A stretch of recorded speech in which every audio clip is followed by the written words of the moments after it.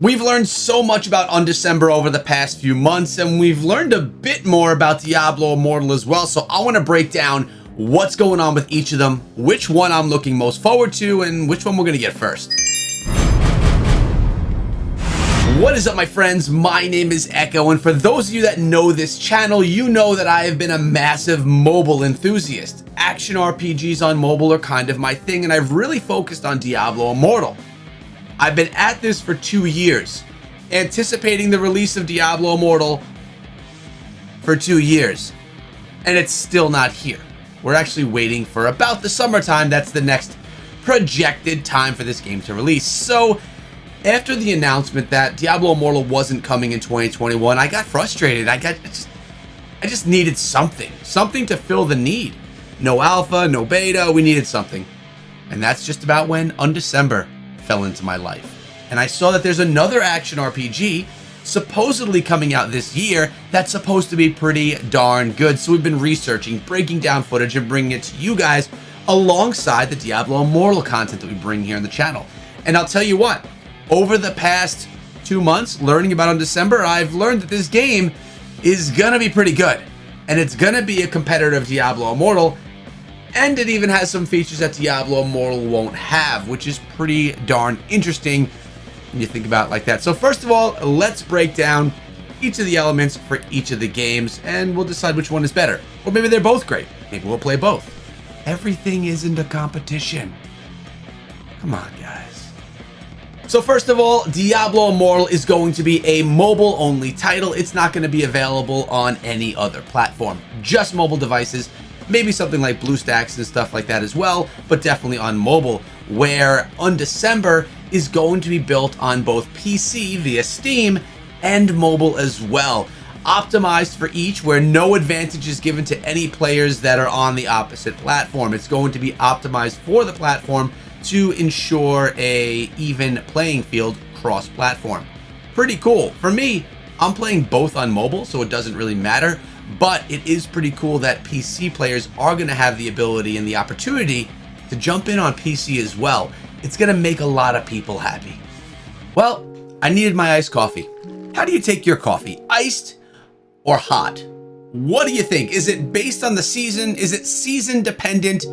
Taste dependent? I'll tell you, I bought this as a hot coffee, but I didn't drink it. Voila, throw in some ice. Pretty good iced coffee. Now let's compare the graphics of Diablo Immortal to that of Undecember. Now, I've played Diablo Immortal extensively, tons, where Undecember I've only seen trailers of, some of which you do see mobile footage, but the majority of it is on the PC.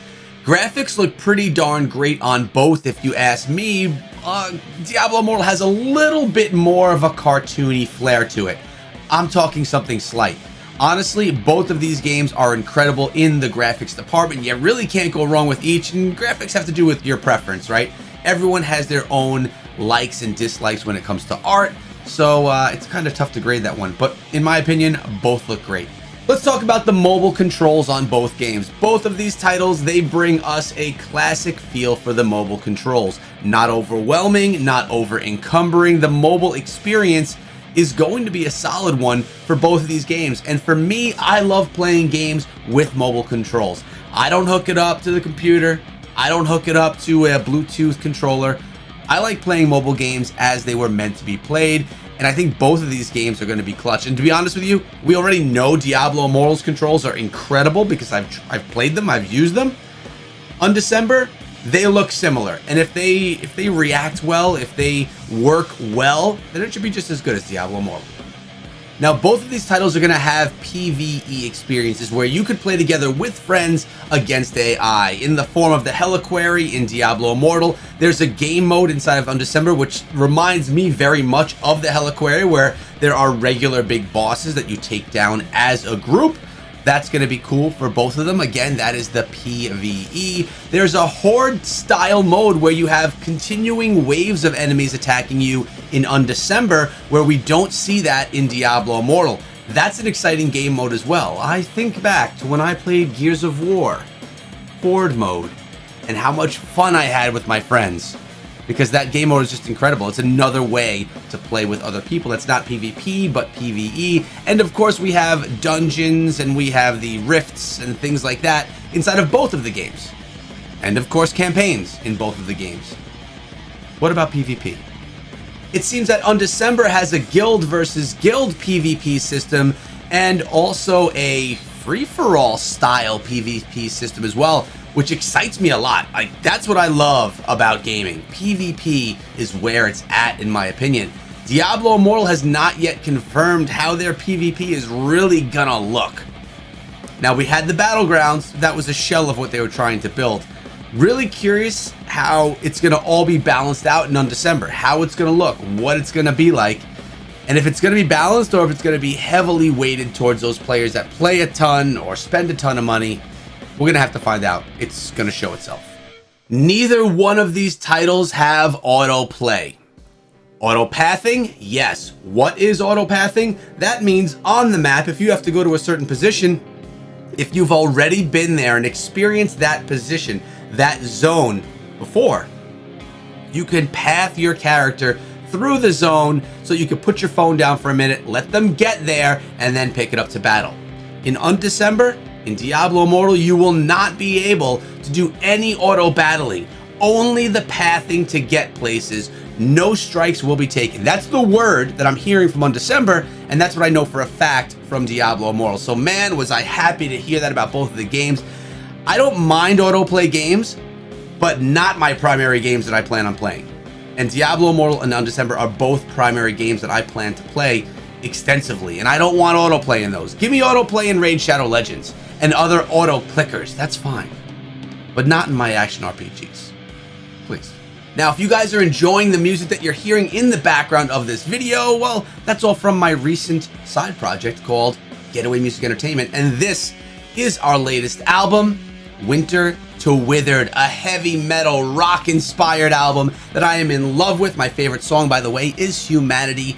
Go check it out. I think you're gonna like it. The link to the Spotify, the YouTube, and all of that are in the description of this video. Really, Spotify's where it's at for music, so that's where we focus all of our efforts. Come on through the Spotify, give it a like, follow the channel so you can come and be there whenever we drop a new album, which is every week or two. So that's a lot of music, all different genres. Come on through and support. Skill trees in Diablo Immortal kind of build themselves up.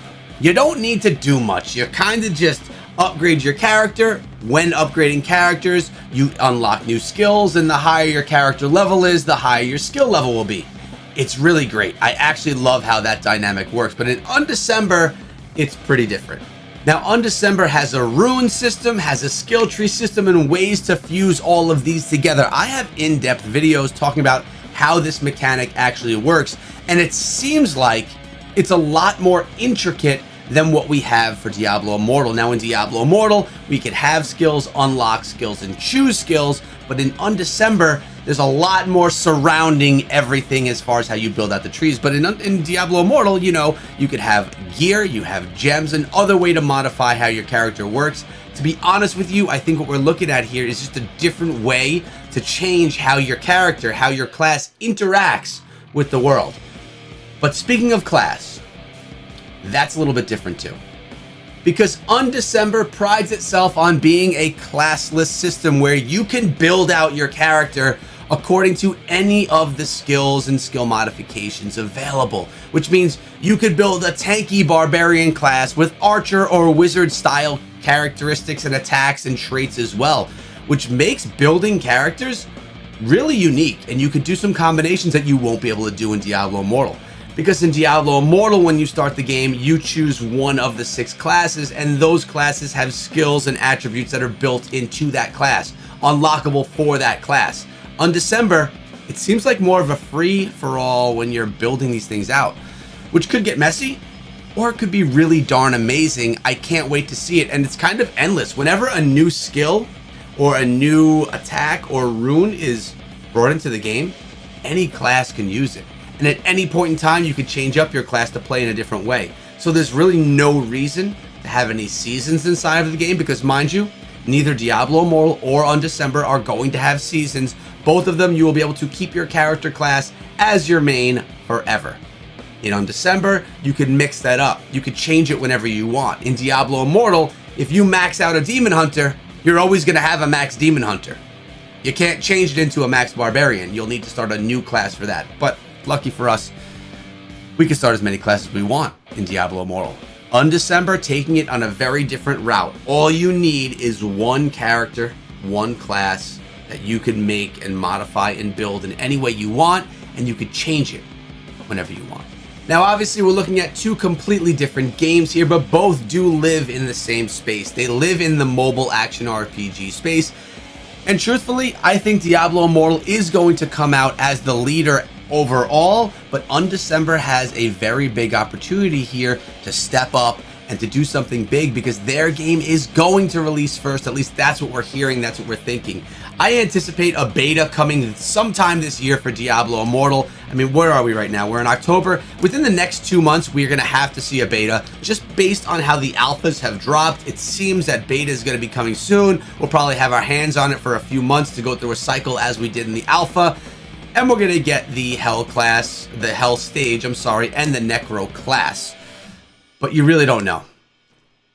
But Undecember, it's supposed to release in 2021. Diablo Immortal not until 2022. So there's the opening, there's the door for Undecember to step on through and to try and do something big. They have the opportunity. But can they beat the massive Blizzard in promotion, in development, in just the following that it has? I'm not sure. You guys can let me know in the comment section below what you think. While you're down there, make sure you subscribe to the channel and ring the bell for more action RPG mobile game videos focused on Undecember, Diablo Immortal, and other great stuff. I'll see you guys back here tomorrow with another video. Now be good.